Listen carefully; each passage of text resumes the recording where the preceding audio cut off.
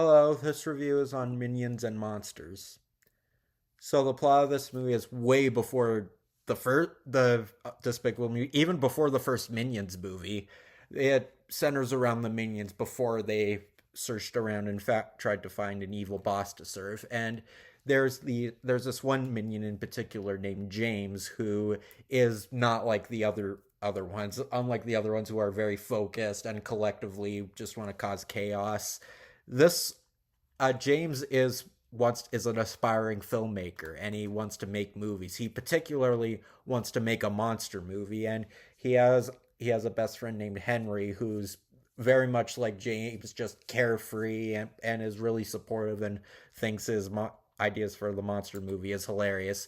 And there's another minion named Ed who's the calm, more level-headed one who's also deaf and uses sign language, and they want to make a monster movie and they try to pitch it to a studio, and the studio head named Max, played by Christoph Waltz, wonders how the heck they're gonna do it. So then they try to find a way to make monsters, and they actually find this old spell book to summon monsters, and a whole bunch of monsters run around throughout the day, and they try to make their movie.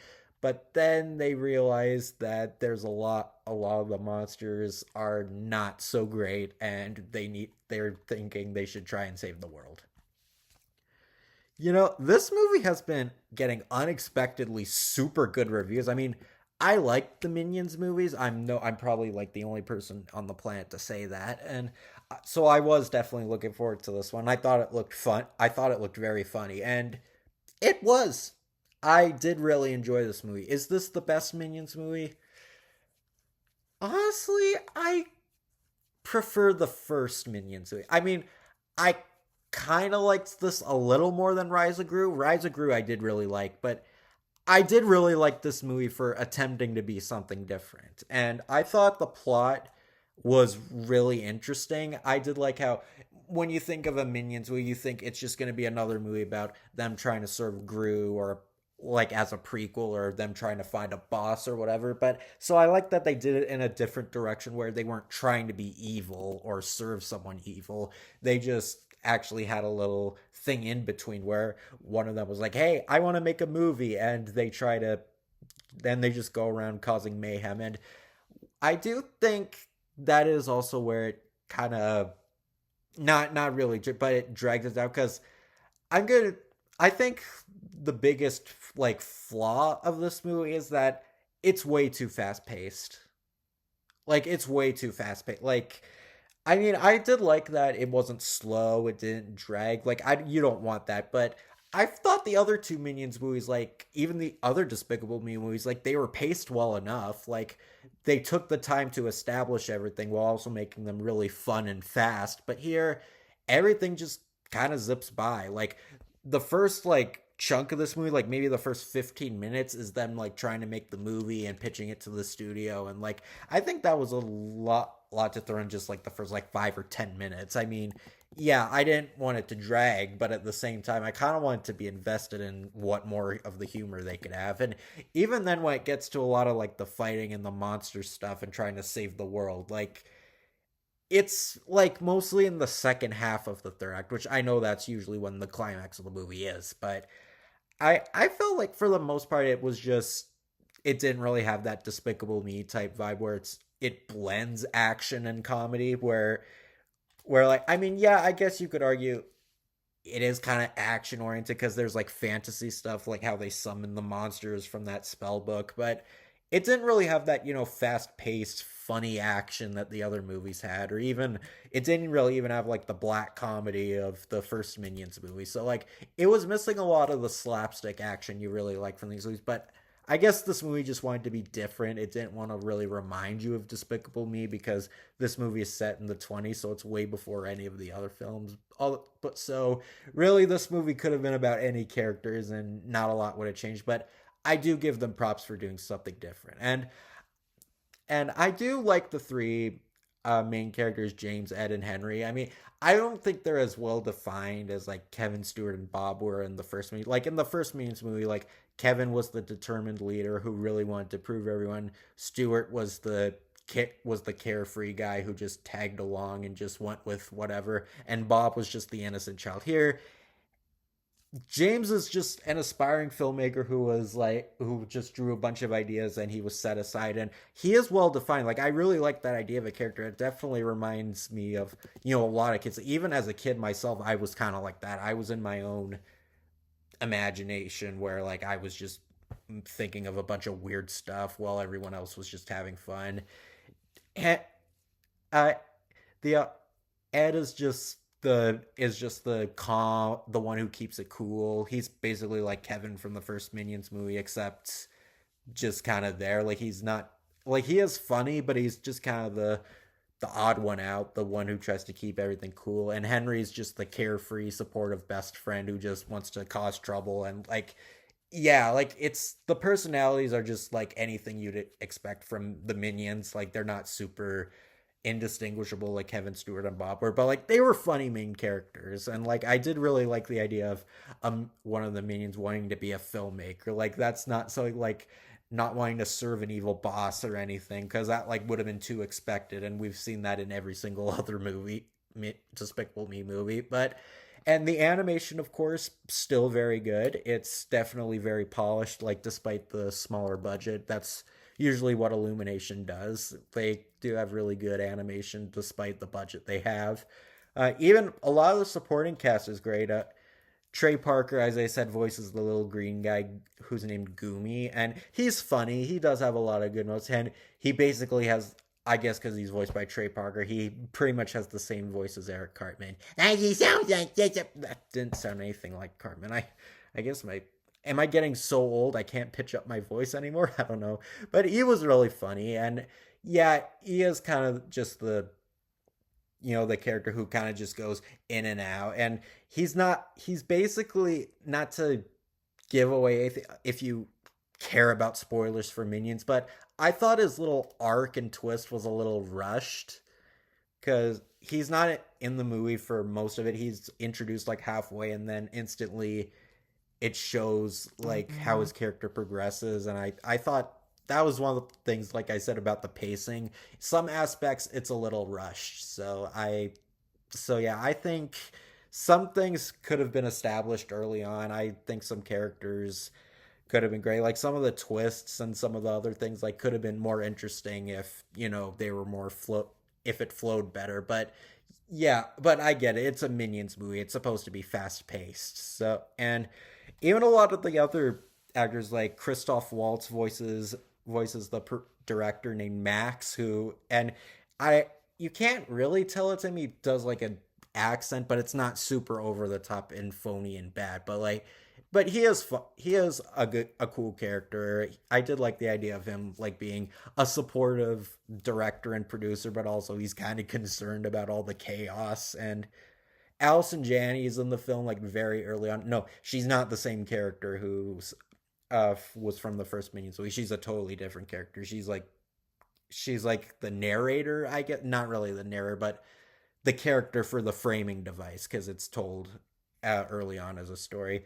But the biggest show stealer, in my opinion, was the robot voiced by Jesse Eisenberg. I really thought he was a cool character. He was very fun.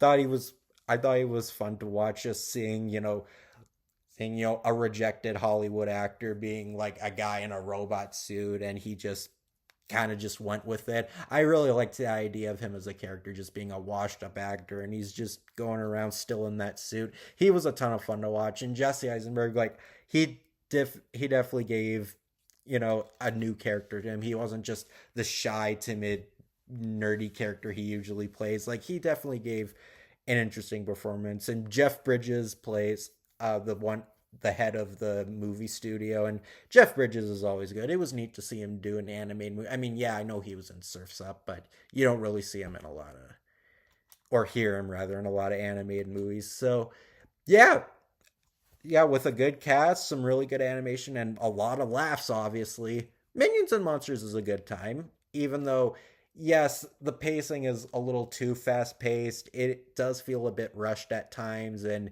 yeah, the story may not be the strongest when it comes to, structure wise, but just for an hour and a half of good laughs, that's basically all you want in a Minions movie. So you really can't fault it for that. So yeah, Minions and Monsters. I had a really fun time with it. I definitely needed it for a few laughs, and I'm glad I got it. The trailers before the movie were The Cat in the Hat. Okay, I'm gonna be honest. I do want to see this movie only because there's a Daffy Duck short playing before it. Yes, I'm so desperate for new Looney Tunes stuff that I want to see The Cat in the Hat just for the short. But how does The Cat in the Hat movie itself look? Unbad? I don't know. I don't really know what to say. I mean, it looks like a movie, like nothing extraordinary, but nothing bad. It just looks like a movie. The animation's kind of neat. Um, Bill Hader sounds like he's trying. I don't know. I don't know what to say. Maybe The Cat in the Hat is really good. Maybe I'm just saying that, but so far it just looks like a just a movie that exists. It looks like it might be fun, but I mean, I'll see it for the Looney Tunes short. But the Cat in the Hat movie, I mean, maybe it could be really good, but so far it just looks like just a harmless kids animated kids film, I guess. I don't know, but I'll see it. But hopefully, it's surprisingly good. So I'll have hope for it. But I'm really just seeing it for the Daffy Duck short before it. So Forgotten Island. I'm interested in this one. Two best friends who like have these like friendship and they go to this place called the Forgotten Island, which holds forgotten dreams. Looks like an interesting film. I'll probably check it out. DreamWorks usually does well, not always, but usually they make interesting, funny stuff. So hopefully this will be something good, and it looks visually really good. It looks super colorful. So hopefully it's not only a visual treat for the eyes, but hopefully it's just a real treat for entertainment value. So hoping this one's good. Shrek 5. Yeah, I'm not interested. Now, don't take that the wrong way. Like, I don't think it looks terrible. And I mean, you all know the first Shrek, the original Shrek's one of my favorite movies ever. And I definitely have a huge fondness for Shrek. But this movie, I don't think it's going to be horrible. The reason I'm not interested is because it's unnecessary. Shrek 4 was a fine finale. Like it ended okay. And plus that movie came out in 2010. People have moved on by now. Why is it that animated movies that deserve sequels never get sequels, but animated movie series that finish fine get unnecessary sequels? I don't know. And I know lots of people are hating on the character designs because they look different. I mean, I kind of understand that because I did like how ugly the other Shrek movies look, but honestly, I wasn't even excited for a Shrek 5 anyway, so I can't be disappointed by the animation. So, does it look like a horrible movie? Not at all. It just doesn't look necessary. I just have no interest. And Not Alone, which is Illumination's next movie, I believe. It has Timothy Chalamet and Selena Gomez, where like they're these two people and they're like on a date or what they try to get a date or whatever, but then the guy finds out that these little tiny aliens exist. Might be interesting. The animation looks good. It seems like a unique plot. It could be interesting. I'll have to see another trailer to see further what I think. But so far, I'm curious about it. It probably might be good. So yeah, Minions and Monsters. It was very funny, even though the pacing was a little rushed at times. I did really enjoy it. I thought it was very funny, and it's a really good, unique, very different type of Minions movie that you can even enjoy it without watching any of the other Despicable Me movies. If you just want to watch, a kid-friendly film about the art of filmmaking or golden age Hollywood, it's a lot of fun to check out. So it's if you want some laughs or like an early start to like movies about filmmaking, this is definitely a very fun movie to check out, and it's very funny, and I did really enjoy it a lot. So take care.